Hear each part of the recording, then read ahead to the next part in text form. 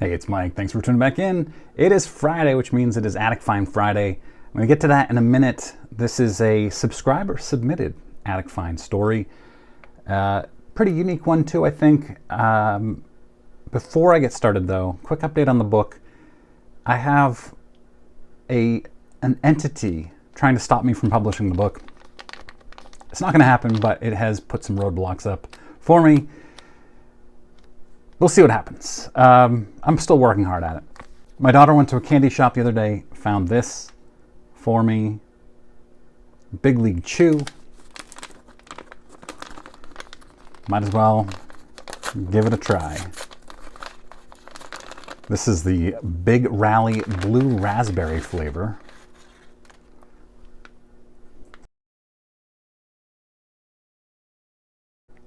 Delicious. I love blue raspberry. It's very good. All right, last night, John and I were supposed to do Hobby Think Tank, which takes place on Bench Clear Media, but we somehow ended up doing an accidental live stream. Not only that, it's not supposed to be live. We were live streaming it to Mike Baseball Collector's channel. So head on over to Baseball Collector and check out, and it's not even named right. It's named HTT something or other. I think yesterday's date. It was a blast. It was a really cool topic. I enjoyed it a lot. I really like doing those with John. So the topic was the Mount Rushmore of cards by decade, 50s through 80s. So top 4 baseball cards of the 50s, 60s, 70s, and 80s. I liked it a lot. Earlier this week, I asked you to comment on a video, your favorite card from your childhood. And I liked those responses so much that I want you to email me, whether you responded or not. If you want to email me your story and include a photo of the card if you have it. If you don't have it, I'll have to just use a stock photo of the card, but I prefer to have your actual photo. And I'll do a video on those in the next week or two, hopefully. So that would be cool if you could do that. Email address is thejunkwashero@gmail.com. Send that over. Subject line, something like favorite childhood card. That would help me out a lot. All right, let's talk about attic finds. This one comes to me from subscriber Scott, who is 42 years old, or he was when he first emailed this to me in April. Scott has been very patient with me. Much like Jarrett was with the story, I had a crazy first half of the year and then the National, and things are settling down now. And I don't have time to share some stories and do some longer form, more difficult videos. Not that this is longer form, but it's edit heavy and note heavy like Jarrett's was. So I'm excited about this one. And to Scott, thank you for your patience with this. This is, your typical story. Scott is your typical story anyway. He was a lifelong collector, but got out of it for a while until the pandemic, when he dug his childhood collection out, just like me, just like some of you. And he was immediately hooked on cards again. And he was talking to some friends and family. A close friend of his was talking about his father-in-law, Bill. And Bill said, hey, cards, you're interested in cards. Would you be interested in looking through my childhood collection and seeing if there's anything of value there? Bill didn't know what he had. And of course, Scott said yes. Scott said, just like me, just like a lot of you, his fantasy is an attic find, going through a big collection in an attic or a basement or things like that that hasn't been touched in decades. And here was this chance to do so.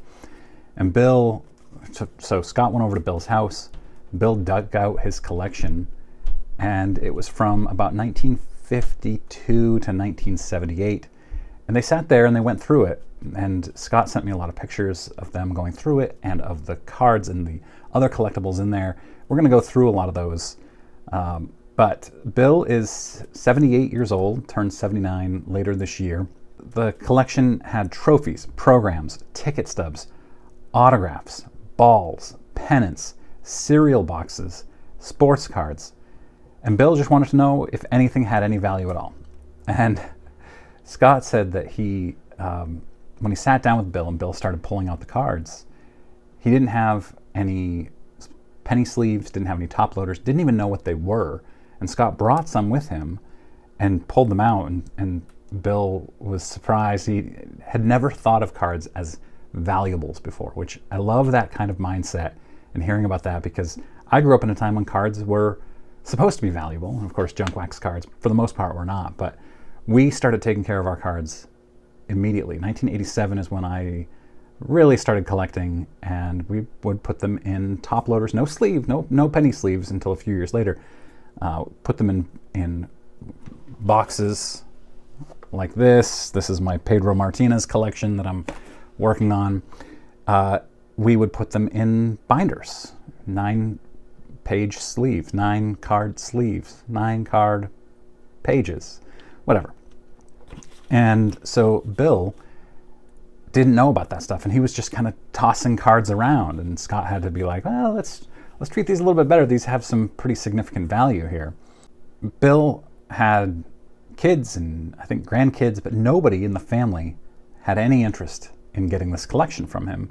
And so he was like, what do I do with it? Just like a lot of people. And I'll be talking to somebody about end-of-life planning in the near future. Old friend, old coworker, Lori, who I haven't talked to in a couple months, but we talked about doing a conversation about end-of-life planning with your collection. So I think we'll be doing that soon. I need to reach back out to her. So nobody wanted it. He had, the interesting things in here, like not only just the cards from the 1950s, and there's some big ones, which I'll show you, but uncut post serial sheets of baseball cards and football cards and lots of really interesting stuff. Scott estimated that most of the cards fell between the PSA 2 to PSA 7 range, but Bill didn't want to grade them. He just wanted to sell them raw and get his money quickly instead of, it takes time, especially early this year. PSA was even more backed up than they are now. Scott had a small eBay store, and he'd been selling for about 20 years, and he said, yeah, I'll help you. I'll sell these things for you on eBay. And Scott agreed to do this just to help Bill. Didn't take a commission, didn't take anything up front initially, just said, I'd love to help.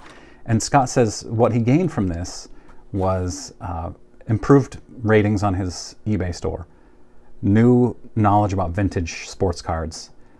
He made a new friend in Bill. And he says that he stops by, he calls, he talks, they email each other a lot. And there's a lot of value in that. And Bill says he saw, and I'm going to try to quote Bill from Scott, so it's third hand here, but I saw nearly all these guys play in person, some many times. It's fun to remember them.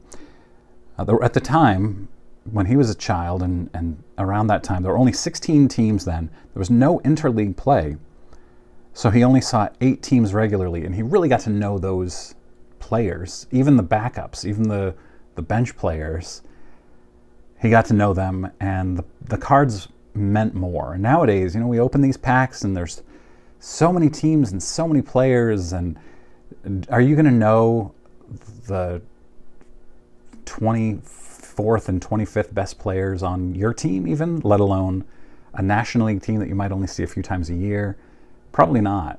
But the teams, there were fewer teams back then, and you were more familiar with the players. And so I think, he makes a great point. And Scott makes the point that most of these attic finds are after somebody's death, where people are going through it. And Scott says he's very lucky that he's able to go through it with the original collector and hear the stories, the collecting stories from Bill when Bill was a kid.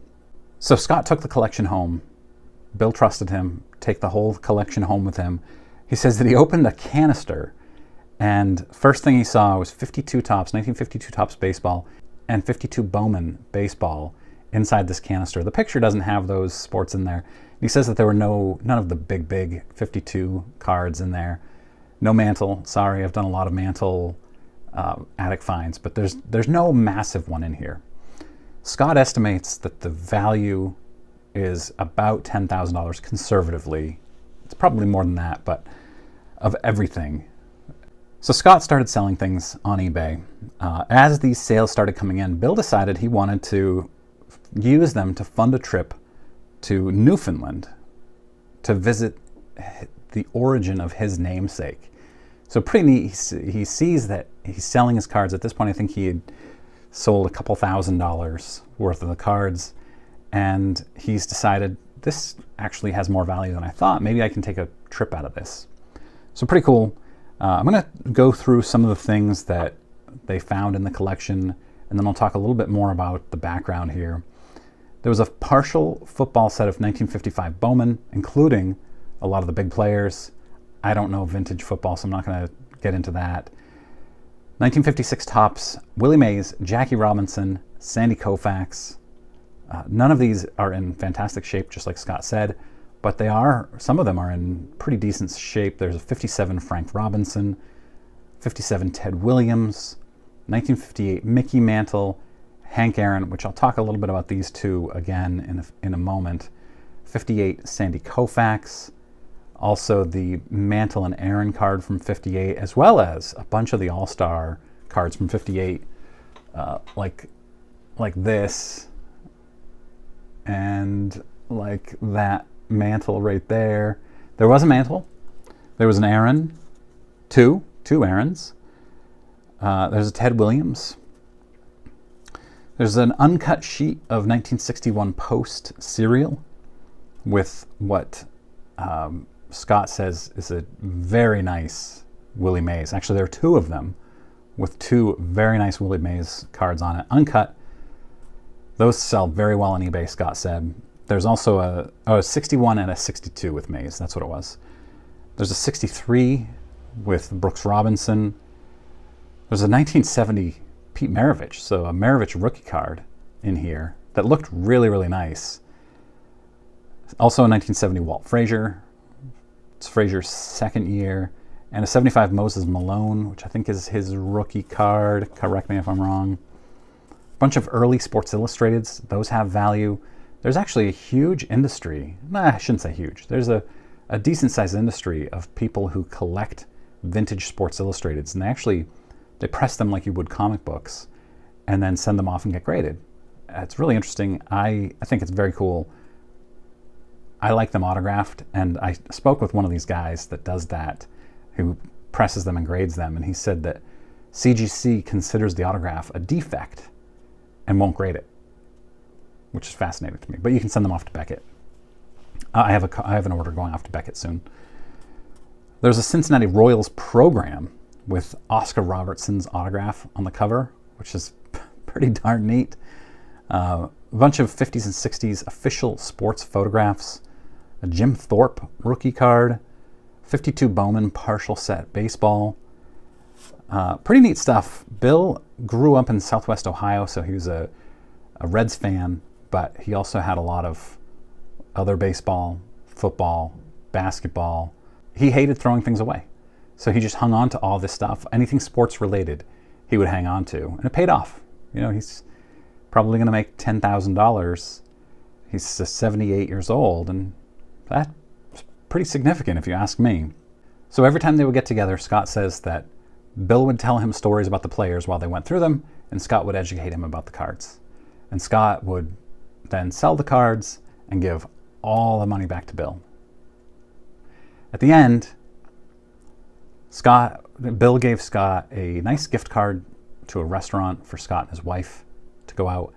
And Bill said they were cleaning up one day, and Bill said, "Hey, you said the 1958s were your favorite cards, right?" And Scott said yes. And he had the Hank Aaron and the Mickey Mantle out, and Bill said, "Here you go, these are yours now." And Scott said that they weren't in amazing shape, but it meant the world to him to get these two awesome cards that he had wanted. In fact, he had offered to buy them off of Bill earlier in the process, and Bill had said no, he wasn't interested at that time. But after seeing everything that Scott had done for him, Bill decided to gift him two pretty big cards, 1958 Topps Mantle and Aaron. Pretty cool story. I love this stuff. Let me know what you think, and don't forget to email me your childhood favorite card along with the story. I appreciate it. Hope you guys have a great weekend.